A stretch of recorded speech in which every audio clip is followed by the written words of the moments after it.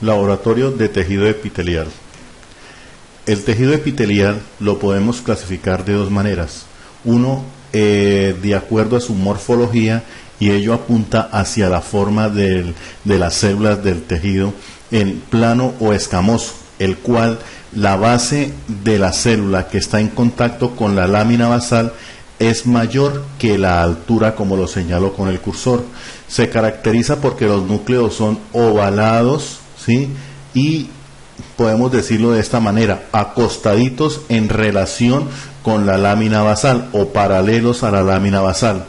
El siguiente tejido es cúbico, trata de ser un cuadrado, se ven como un cuadrado o más o menos un cuadrado con sus núcleos redondos o más o menos redondos y centrados. Cilíndrico, el cilíndrico, la base de la célula que está en contacto con la lámina basal es menor que la altura. Sus núcleos están ubicados en una misma línea, ¿sí? Y pueden ser en la mitad o en la mitad basal de la célula. Las células transicionales se caracterizan porque son un grupo de células cuyas células superiores o superficiales son de mayor tamaño y presentan una estructura en forma de cúpula, como lo señalo con el cursor, y el epitelio pseudoestratificado, cuyos núcleos están ubicados en diferente posición, dando la apariencia de ser estratificado. Pero ¿qué sucede aquí? Todas las células están en contacto con la membrana basal, o sea que hay unas células de mayor tamaño, unas más grandes y otras medianas, y sus núcleos están distribuidos en diferentes posiciones. De acuerdo al número de capas lo podemos clasificar en epitelio simple cuando es una sola capa y estratificado cuando son dos o más capas de células. Entrando en materia, tenemos aquí el epitelio plano simple, ¿sí? Este se caracteriza por sus núcleos. Aquí tengo la lámina basal, debajo de ella, aquí la estoy señalando. Miren, sus núcleos son ovalados y en posición paralela o acostaditos en relación con la lámina basal.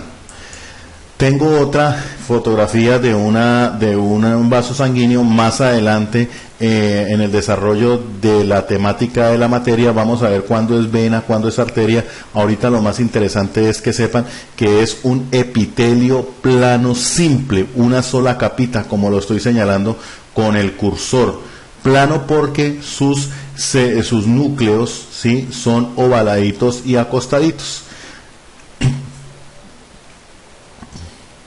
El tejido plano simple de los vasos sanguíneos va a recibir el nombre de endotelio. Aquí tengo epitelio plano estratificado no queratinizado y estamos hablando de vagina. Aquí pueden observar el epitelio que va desde esta parte, ¿sí?, hasta aquí arribita, hasta la superficie, que es esta, ¿sí? Y como podemos observar en mayor aumento, tengo la lámina basal, ¿sí? Y sobre ella un estrato que es el estrato germinativo. Aquí es donde está en constante mitosis y va empujando las células que están hacia la superficie.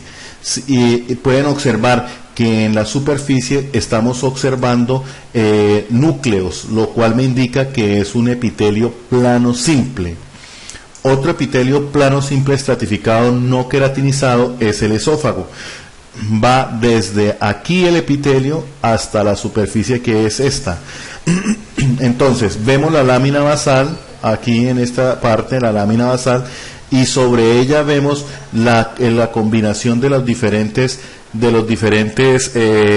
células en la superficie. Se dice que un epitelio estratificado es plano por las células que están en la superficie.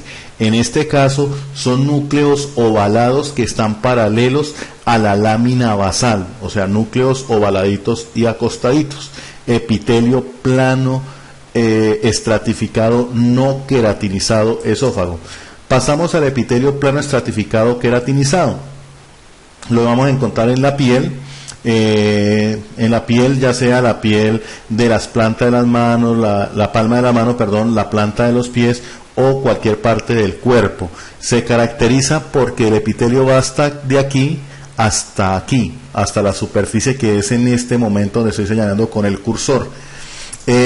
Tenemos aquí el estrato germinativo sobre la lámina basal que estoy señalando.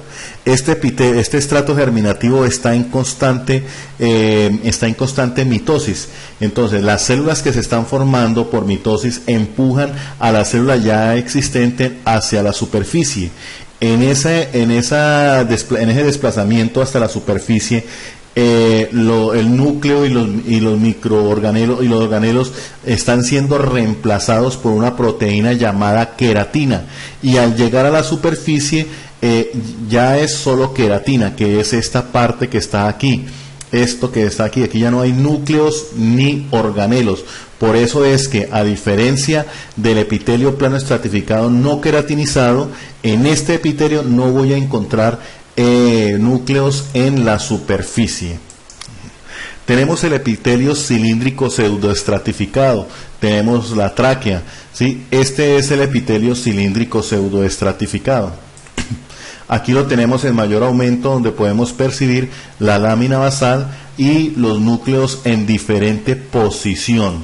En un mayor aumento vemos la lámina basal, vemos los núcleos en diferentes posiciones, ¿sí? Y aquí arribita, en el lado apical de la célula, vemos unos pelos que se llaman cilios, ¿sí? Unos cilios. Este es epitelio cilíndrico pseudoestratificado, pero es de epidídimo. Es similar al de tráquea, pero aquí no tenemos cilios, sino tenemos estereocilios, que son más largos que los cilios. Y igual que la epitelio cilíndrico pseudoestratificado ciliado, que es el de la tráquea, los núcleos están en diferentes posiciones, pero con la salvedad que todas las células están en contacto con la lámina basal. Tenemos ahora epitelio cúbico. Estamos hablando aquí de los plexos coroideos. La característica de este epitelio, como dijimos, es que las células tienden a ser como un cuadrado, o tratar de ser como un cuadrado, como la que estoy señalando aquí en este momento con el cursor. Su núcleo trata de ser redondo o más o menos redondo, centrado, como en este caso. Los plexos coroideos están relacionados con los vasos sanguíneos, ya que de ellos toman la materia prima para formar el líquido cefalorraquídeo. Observemos esta célula, mire, trata de ser un cuadrado, ¿cierto?, con núcleos redondos o más o menos redondos, centrados. Otro ejemplo de epitelio cúbico simple, que es este, es la glándula tiroides. La glándula tiroides está conformada por múltiples quistes tiroideos, los cuales en su interior vamos a ver un coloide, que es esta sustancia rosada que estoy señalando con el cursor, y unas células que están alrededor de ella, de ese líquido, ese coloide, ¿sí?, que son las células foliculares, que son cúbicas, como lo vemos en esta lámina, ¿sí?, o más o menos cúbicas, pero centradas. Mire, por ejemplo, en esta tenemos un cubo y unas células redondas centradas, ¿sí? Trata de ser cúbico y los núcleos más o menos redondos, centrados. Entramos al epitelio cilíndrico. En este caso tenemos un ejemplo de trompa uterina. Aquí tenemos la trompa uterina, es múltiples interdigitaciones, ¿cierto? Como lo vemos aquí, los núcleos tratan de ubicarse más o menos en una misma posición, todos los núcleos de las células, ¿sí?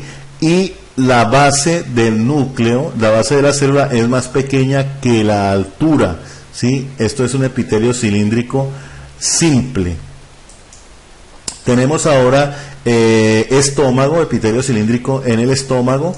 Tenemos aquí en esta lámina, como lo vemos, los núcleos ubicados más o menos a una misma distancia de la lámina basal de todas las células, y vuelve y juega, la base es más pequeña que la altura. Tenemos el epitelio de transición, la vejiga, que está aquí. Tenemos una vejiga no distendida, o sea, vacía, que no tiene no está almacenando orina. Como les decía al comienzo, se caracteriza porque las células de la superficie son más grandes y tiene forma de cúpula, como lo vemos aquí, como estoy señalando con el cursor, miren estas de acá, y vamos a encontrar muchas de ellas binucleadas, es una característica, y también vamos a encontrar unas células que han llamado las células en raqueta por la forma que presentan estas células. Tenemos aquí otro epitelio de transición, este es uréter, no distendido. Cabe la pena mencionar que el epitelio de transición es característico o propio de la vía urinaria, solo vamos a encontrar ahí, y por eso recibe el nombre de urotelio. Aquí tenemos el uréter no distendido, como lo vemos, aquí a mayor tamaño, aquí tenemos las células de la cúpula, ¿sí? Como lo pueden observar acá. Ahora vamos a observarlo distendido, ¿sí? Aquí está distendido, y por último vamos a observarlo a mayor aumento, que le da la impresión como si fuera epitelio plano estratificado no queratinizado. Por esta diferencia entre el urétero, la vejiga no distendido y distendido, es que se le da el nombre de epitelio de transición.